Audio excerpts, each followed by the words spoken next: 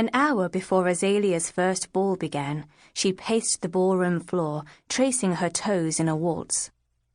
She had the opening dance with the king, who danced like a brick. But that was all right. She could add flourishes and turns that would mask the king's stiff, flat steps. If there was anything she was good at, it was dancing. And this year she was in charge of the ball, as Mother was too ill to host. Azalea was determined it would be perfect. Unlike the year before, when the Yuletide had ended in a fracas.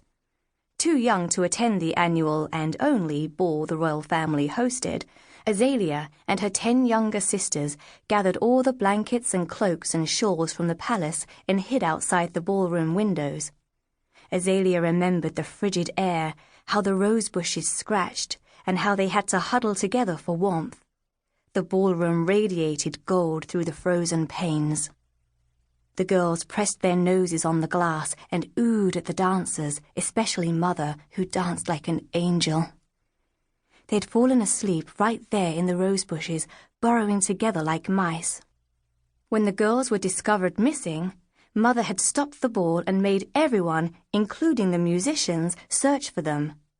Prime Minister Fareweller had found them. Azalea had awoken in shivers to see him holding a lamp over them and frowning. The girls had pelted him with snowballs. They had lost 2 weeks of dance lessons over that great rosebush and snowball scandal. It had been worth it, they all agreed. Even so, Azalea hoped this year the Yuletide would end gracefully. Her toes curled in her dance slippers, and her hands shook as she fluttered about the dessert table in the ballroom, rearranging the platters and directing the hired help as they brought in trays of lemon custards and cinnamon candies. Mr. Pudding found her just as snow started to swirl outside the tall arched windows and the musicians had arrived, tuning their violins in the ballroom corner. Azalea knelt on the marble floor in a poof of silks and crinolines, picking up strewn pine needles. Mr. Pudding was their royal steward. He was also the royal stableman, the royal boot-blacker, and the royal things-on-the-high-shelf getter. With difficulty, he knelt to the floor. "It's all right, Mr. Pudding," said Azalea. "I've got it." "Right you are, miss, so you do," he said, collecting the needles with gnarled hands. "It's only...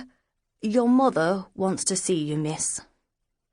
Azalea paused, the needles pricking her palms. "She does?" she said. "The king is all right with it?" "Course he would be, miss," said Mr. Pudding, helping her up. "He couldn't be averse if your mum wants it." Mother hadn't been taken with a quick, hard illness that swept a person up overnight. Her illness had come slowly and had lasted for years, robbing a bit of her each day. Some weeks she felt better enough to take tea in the gardens with Azalea and her sisters and give them dance lessons, and some weeks, more weeks lately, the light in her eyes flickered with pain. Still, she always said she felt better, and she always gave a room-brightening smile. That was Mother.